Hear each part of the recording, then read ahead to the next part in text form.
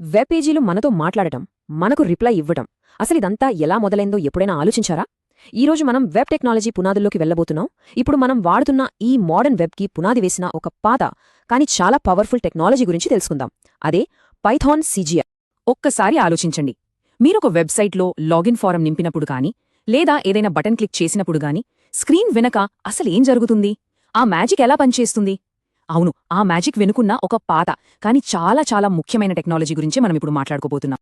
సరే, ఈ ప్రయాణంలో మనం ఏం చూడబోతున్నామంటే, ఫస్ట్ అసలు ఈ డైనమిక్ వెబ్ అంటే ఏంటో చూద్దాం. ఆ తర్వాత ఒక రిక్వెస్ట్ సర్వర్కి ఎలా వెళ్తుందో స్టెప్ బై స్టెప్ జర్నీ చేద్దాం. అక్కడ్నుండి కోడ్ కంటెంట్గా ఎలా మారుతుందో చూసి డేటా పంపే పద్ధతులైన గెట్ వర్సెస్ పోస్ట్ గురించి మాట్లాడుకుందాం. ఫైనల్గా సిజిఐ కొంచెం స్లో అయినా అది ఇప్పటికీ ఎందుకు అంత ఇంపార్టెంటో తెలుసుకుందాం. రైట్, ఇక మొదలు పెట్టేద్దాం.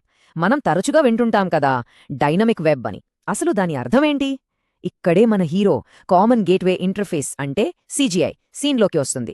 కామన్ గేట్వే ఇంటర్ఫేస్ లేదా సిజిఐ, దీన్ని సింపుల్గా చెప్పాలంటే ఇది వెబ్ సర్వర్కి మన పైథాన్ స్క్రిప్ట్కి మధ్య ఉండే ఒక ట్రాన్స్లేటర్ లాంటిది. ఇది ఒక స్టాండర్డ్ రూల్స్ సెట్ అన్నమాట. వెబ్ సర్వర్ ఒక పైథాన్ స్క్రిప్ట్ని రన్ చేసి దాని రిజల్ట్ని ఒక డైనమిక్ వెబ్ పేజీగా మార్చడానికి ఇదే హెల్ప్ చేస్తుంది. అంటే స్టాటిక్గా కాకుండా యూజర్కి తగ్గట్టుగా కంటెంట్ని చూపించగలుగుతుంది. సరే, థియరీ బాగుంది, కానీ అసలు ప్రాసెస్ ఎలా జరుగుతుంది?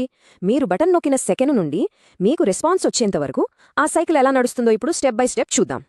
ఈ మొత్తం ప్రాసెస్ని ఒక రెస్టారెంట్తో పోల్చుకుందాం. చాలా ఈజీగా అర్థమవుతుంది. ఇక్కడ చూడండి, బ్రౌజర్ ఒక వెయిటర్ లాంటిది. HTML ఫామ్ అనేది మెనూ కార్డ్. మీరు ఆ మెనూ చూసి ఆర్డర్ ఇస్తారు. ఆ వెయిటర్ ఆర్డర్ను కిచెన్కి తీసుకెళ్తాడు. ఆ కిచెనే మన వెబ్ సర్వర్. ఇక అస్సలు మ్యాజిక్ చేసేది చెఫ్. ఆ చెఫే మన పైథాన్ సిజిఐ స్క్రిప్ట్. అది మీకు కావాల్సిన స్పెషల్ డిష్ను రెడీ చేస్తుంది. ప్రాసెస్ ఎలా జరుగుతుందంటే, ఫస్ట్ యూజర్ HTML ఫామ్ని సబ్మిట్ చేస్తారు, అంటే ఆర్డర్ ఇస్తారు. అప్పుడు బ్రౌజర్ ఆ రిక్వెస్ట్ని వెబ్ సర్వర్కి పంపుతుంది, అంటే మన వెయిటర్ కిచెన్కి వెళ్తాడు. అప్పుడు సర్వర్ అంటే కిచెన్ మన పైథాన్ సిజిఐ స్క్రిప్ట్ని పిలుస్తుంది. హే చెఫ్, ఒక ఆర్డర్ వచ్చింది అని. మన చెఫ్ అంటే స్క్రిప్ట్ ఆ ఆర్డర్ని ప్రాసెస్ చేసి ఒక కొత్త HTML అవుట్పుట్ని తయారు చేస్తుంది. ఫైనల్గా సర్వర్ ఆ అవుట్పుట్ని మళ్లీ బ్రౌజర్కి పంపిస్తుంది. అంతే, మనకు స్క్రీన్ మీద రిజల్ట్ కనిపిస్తుంది. ఇదొక కంప్లీట్ రిక్వెస్ట్ రెస్పాన్స్ సైకిల్ అన్నమాట. ఓకే, ఇప్పటిదాకా థియరీ, అనాలజీలు చూశాం. ఇప్పుడు అసలు విషయానికొద్దాం. కొంచెం కోడ్లోకి వెళ్దాం. ఒక సింపుల్ పైథాన్ స్క్రిప్ట్ ఎలా కంటెంట్గా మారుతుందో చూద్దాం.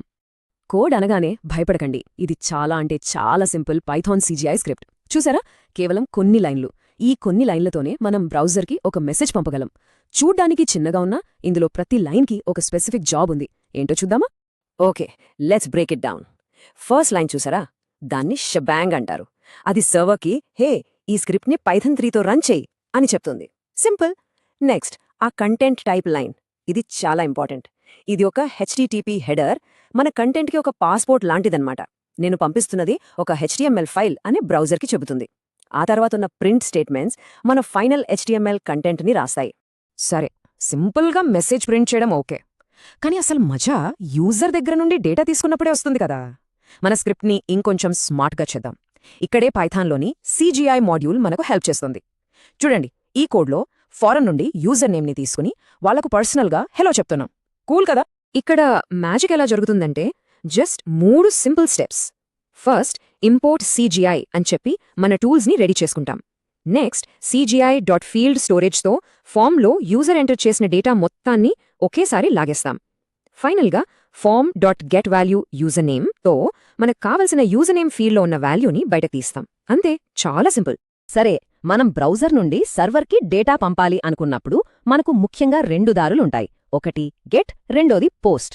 రెండూ ఒకే పని చేసినా వాటి మధ్య చాలా తేడాలున్నాయి. ఆ తేడాలేంటో ఇప్పుడు క్లియర్గా చూద్దాం. Get versus post. చూడండి, గెట్ మెథడ్లో మనం పంపే డేటా అంతా URLలో అంటే అడ్రస్ బార్లోనే కనిపిస్తుంది. అందుకే ఇది తక్కువ సెక్యూర్. కొంచెం డేటా మాత్రమే పంపగలం. గూగుల్ సెర్చ్ లాంటి వాటికి ఇది ఓకే. కానీ పోస్ట్ మెథడ్ అలా కాదు. ఇందులో డేటా బ్యాక్గ్రౌండ్లో వెళ్తుంది, కాబట్టి చాలా సెక్యూర్. ఎంత పెద్ద డేటా అయినా పంపొచ్చు. అందుకే లాగిన్ డీటెయిల్స్, సైన్అప్ ఫారాల్ లాంటి సెన్సిటివ్ ఇన్ఫర్మేషన్ కోసం ఎప్పుడూ పోస్ట్ వాడతారు. ఇప్పటిదాకా సిజిఐ గురించి చాలా మంచి విషయాలు చూశాం. ఇది సింపుల్, పవర్ఫుల్ అని. కానీ ప్రతి టెక్నాలజీకి 2 వైపులా ఉంటాయి కదా. సిజిఐకి కూడా కొన్ని ప్లస్లు, కొన్ని మైనస్లు ఉన్నాయి. అవేంటో చూద్దాం. First, advantages. సిజిఐలో బెస్ట్ పార్ట్ ఏంటంటే దాని సింప్లిసిటీ. దీన్ని నేర్చుకోవడం చాలా ఈజీ. అంతేకాదు, ఇది ఏ లాంగ్వేజ్తో అయినా పనిచేస్తుంది. పైథాన్, పర్ల్, ఏదైనా సరే. అందుకే చిన్న చిన్న అప్లికేషన్స్ బిల్డ్ చేయడానికి, ఇంకా ముఖ్యంగా వెబ్ ఫండమెంటల్స్ నేర్చుకోవడానికి ఇదొక పర్ఫెక్ట్ స్టార్టింగ్ పాయింట్. కానీ ఇక్కడే ఒక పెద్ద ప్రాబ్లం ఉంది. అదే స్పీడ్. సిజిఐ చాలా స్లో. ఎందుకంటే ప్రతి ఒక్క రిక్వెస్ట్ కోసం అది ఒక కొత్త ప్రాసెస్ని స్టార్ట్ చేస్తుంది. అంటే ఒకేసారి 100 మంది వస్తే సిస్టమ్ స్లో అయిపోతుంది. అందుకే ఫేస్బుక్ లాంటి పెద్ద అప్లికేషన్స్కి ఇది అస్సలు సెట్ అవ్వదు. అందుకే దీని తర్వాత ఫ్లాస్క్, జాంగో లాంటి మోడర్న్ సూపర్ ఫాస్ట్ ఫ్రేమ్వర్క్స్ వచ్చాయి. సరే, CGI స్లో అనుకున్నాం, దాని ప్లేస్లో కొత్త టెక్నాలజీలొచ్చాయి అనుకున్నాం. మరి అలాంటప్పుడు మనం ఇప్పటికీ దీని గురించి ఎందుకు మాట్లాడుకుంటున్నాం?